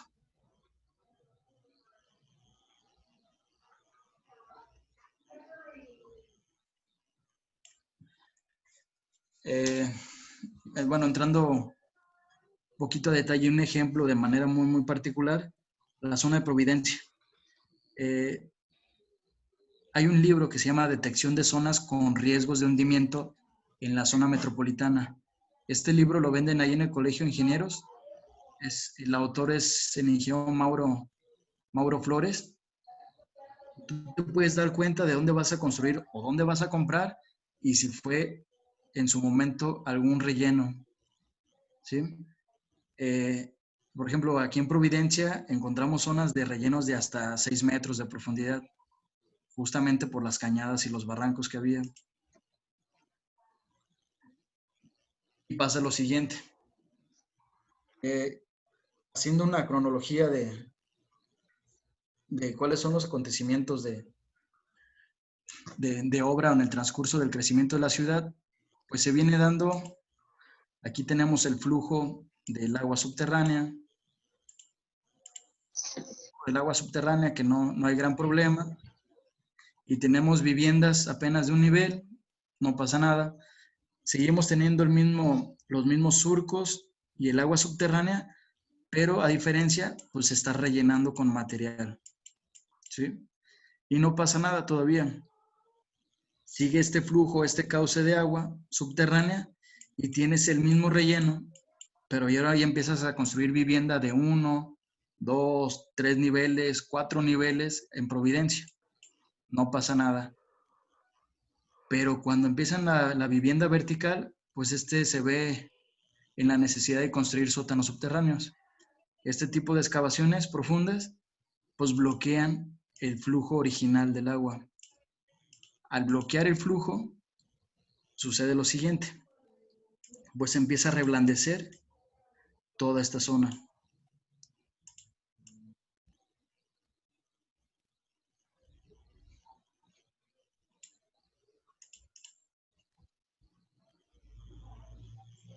Bien, se reblandece toda esta zona, como viene aquí en la imagen, y ocurren dos fenómenos o dos situaciones. Una es los sótanos se inundan o las viviendas colindantes pues les empiezan a aparecer grietas. ¿Sí? ¿Cuál es o la solución o la situación a acatar? Bueno, cuando se inundan los sótanos, esta agua la bombean y la avientan al drenaje municipal y crean un sistema de captación que mediante un cárcamo, una vez que se llene, esta bomba está trabajando, bombea, se estabiliza y se apaga la bomba. Entonces crean un sistema para controlarlo. O cuando crearon un sótano, ahora sí, impermeable, y que no fue problema para que se filtrara el agua dentro del sótano, pues existe una transformación hidrológica. Y resulta que, no sé, pongo un ejemplo, una de las líneas, creo que fue la línea 1 del tren, pues se inundó, porque hubo una transformación hidrológica y aventan el agua para otro lado. Y luego, no sé, estás a 200 metros, 300 metros o 500 metros, y dices, nunca había pasado esto, se nos hace raro. Pues sí, resulta que hay un cambio hidrológico en los flujos de agua subterránea que te originan problemas más adelante. Pues el cuello de botella lo avientas más adelante, ¿no? Y ese es el problema. Efecto de flotación por el NAP es otro problema también que originan o que dan origen a las grietas. Recordemos que el principio de Arquímedes nos indica que todo cuerpo sumergido dentro de un fluido experimenta una fuerza ascendente llamada empuje, equivalente al peso del fluido desalojado por el cuerpo. Ya sea una alberca, ya sea una cisterna, ya sea cualquier infraestructura subterránea, y tenemos condiciones de nivel de aguas freáticas, puede ser susceptible al efecto de flotación. Es decir, la estructura puede surgir así como la expansión del suelo que te da, el agua te puede botar, tu alberca te puede botar, tu cisterna, si no se le hacen algunas consideraciones que vengan dentro del estudio de mecánica de suelos. Por eso también es importante hacer estudios de mecánica de suelos, inclusive para la alberca, porque no es una obra muy vistosa y muy susceptible a cualquier grieta, te causa un problemón. Entonces, por ello también es importante hacer estudios de mecánica de suelos para las albercas. Y aquí pongo un ejemplo. Tenemos donde las condiciones del nivel de aguas freáticas está por debajo de la alberca y no llega a tener ningún problema cuando ésta está vacía. Pero la misma fluctuación del NAF y está vacía, esto te va a generar tal presión que te va a querer aventar o emerger la alberca. Y muchos lo hacen. Entonces, trata de equilibrarse a esta zona del nivel de aguas freáticas, tu alberca vacía, y te la avienta. Puedes trabajar quizás en una situación donde la alberca esté completamente operable en todo momento y que esta fluctuación no le afecte por el equilibrio de fuerzas, ¿no? Generalmente el peso que le pudiera ejercer el agua, la alberca y todo eso, contrarresta el empuje que pudiera tener el NAF. Pero bueno, en algún otro momento tienes que trabajar para darle mantenimiento a la alberca y tenerla vacía. Entonces, para evitar este fenómeno de flotación, pues se requiere arreglar el problema de tajo. ¿Y cómo? Pues mediante un estudio de mecánica de suelos que te diga qué hacer. Hay otro fenómeno que se llama liquefacción. Este pues se da más hacia la costa. Este describe el comportamiento de suelos cuando están sujetos a la acción de una fuerza externa, carga. En ciertas circunstancias pasan de un estado sólido a un estado líquido o adquiere una consistencia de un líquido pesado.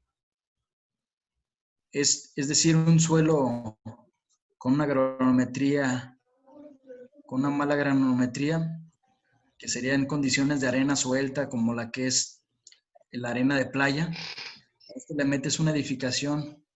Cuando hay un incremento de presión de agua en los poros, pues disminuye su tensión en el decorte, generando la falla de los edificios. Es algo así como las arenas movedizas, ¿sí? Al momento de tener alguna excitación en el suelo, este es propicio a tragarse la construcción que tenga por encima. Ya por último, también para no hacerlo muy extenso, existen los fenómenos de socavación. Esto es causada principalmente por los flujos subterráneos, donde es susceptible a la erosión.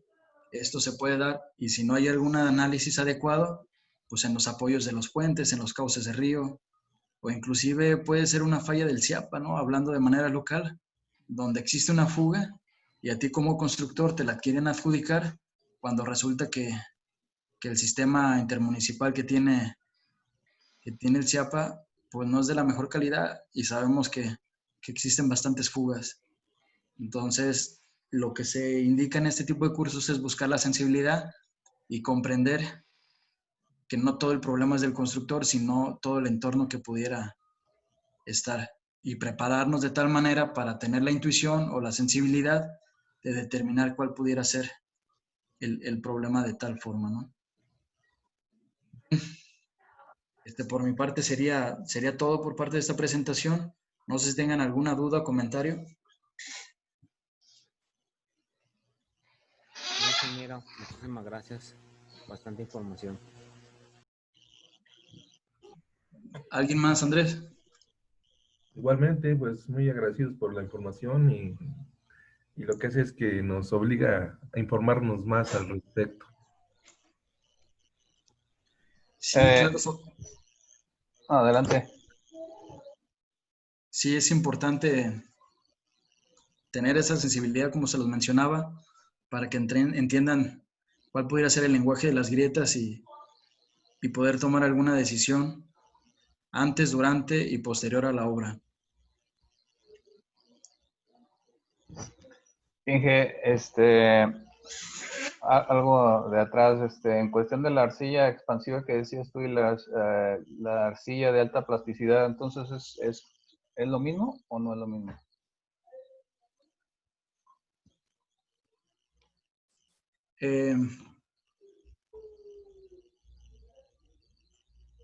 Es la arcilla de alta plasticidad, es una sola. La arcilla de alta plasticidad es una sola, pero va a depender mucho de la construcción y de las condiciones de permeabilidad, el que éste se expanda o se asiente. ¿Sí? La arcilla de alta plasticidad es una sola, va a depender mucho de las condiciones, si ésta se hincha o se asienta o se contrae. Todo tiene que ver el contacto que pueda tener con el agua. Y yo lo mencionaba en la presentación y le puse ahí un asterisco a arcillas expansivas porque justamente es una de las dudas o inquietudes que hay, ¿no? Es que tengo una arcilla expansiva. Pues hay que verificar realmente si la arcilla se está expandiendo o asentando o consolidando. ¿O ese nombre de expansiva es coloquial? Es correcto, es coloquial. No es una determinación determinada por el SUX. sino es más bien coloquial, ¿no? Es coloquial, sí, arcilla expansiva es coloquial, pero va a determinar mucho de las condiciones en las que nos encontramos. Se puede decir que entonces entra del rango de la plasticidad, de las arcillas de alta plasticidad, perdón.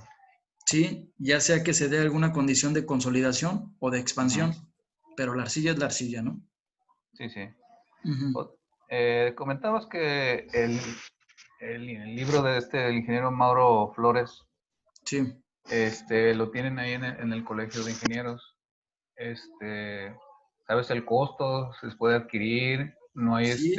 alguna documentación aparte de libros? No sé si hay algo, archivos digitales de información, porque se ve interesante, pues, de esa pequeña gráfica o esquema que mostraste de la zona donde Providencia. Sí, de Providencia, donde se estaba marcando esa zona con ciertos rellenos. Digo, está muy, muy interesante. Digo, Este libro lo venden ahí en el colegio, tiene un costo como de 200 a 300 pesos, no recuerdo bien. Es bastante accesible y... ¿Es venta al público o nomás para los socios de ustedes? No, es venta al público en general. Ah, muy bien. Es venta al público en general y alcanzan a tomar, pues, Zapopan, Guadalajara, Tonalá, Tlaquepaque, bueno, Tlajomulco no. Estos 4 municipios es Zapopan, Guadalajara, Tlaquepaque y Tonalá.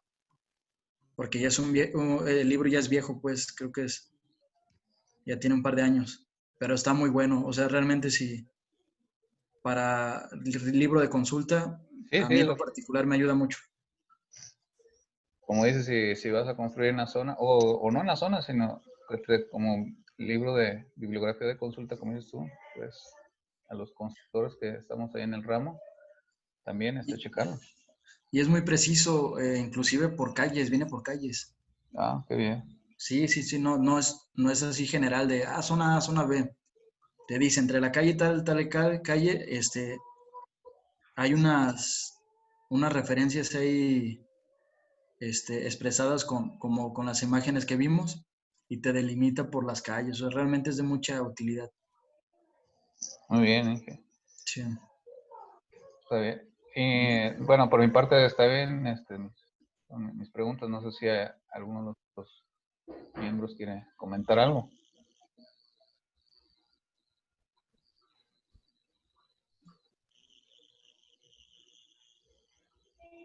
Daniel parece que está levantando la mano. Daniel. Adelante. ¿Está en el chat? Sí.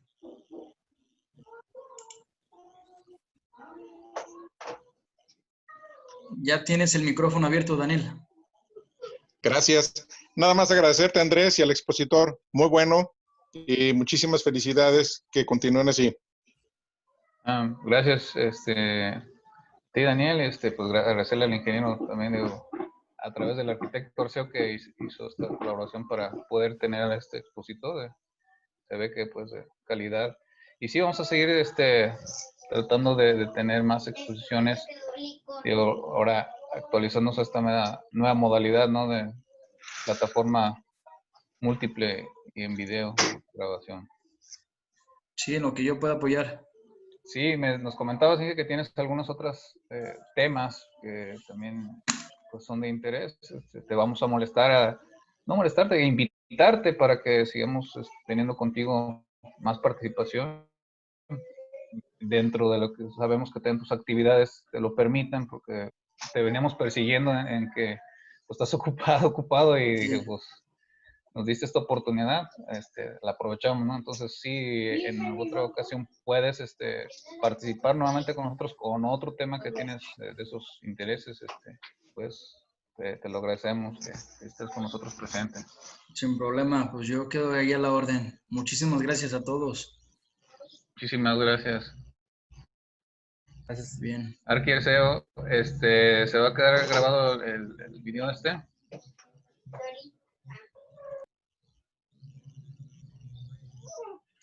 Bueno, no. Y ahora sí, efectivamente queda grabado para posteriores consultas.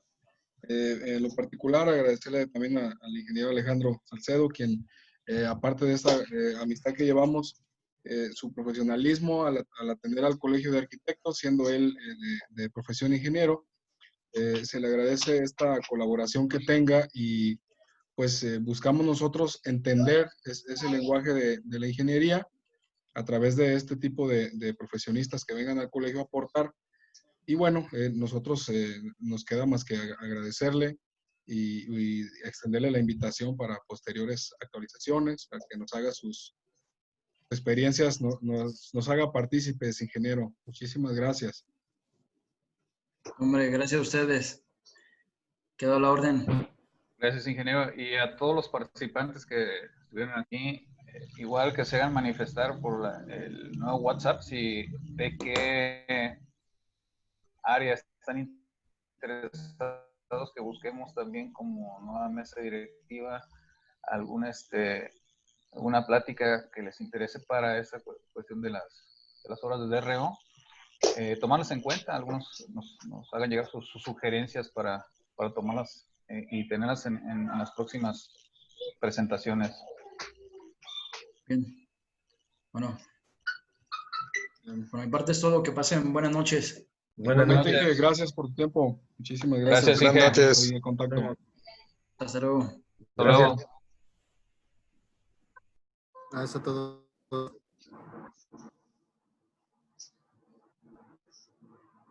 Bueno, aquí Juan Andrés, ¿quieres dar por finalizada la sesión? Sí, pues una vez ya que el ingeniero Alejandro Salcedo terminó la sesión, pues damos por concluida esta parte de esta videollamada, videoconferencia, esperándolos en la próxima videoconferencia, que se les avisará una semana, unos 3 días antes, para ver cuál es la siguiente tema. Cerramos la videoconferencia. Bueno, Buenas noches. Buenas noches a todos. Hasta luego. Muchas gracias. Buenas noches. Gracias a todos. Hasta luego. Hasta luego.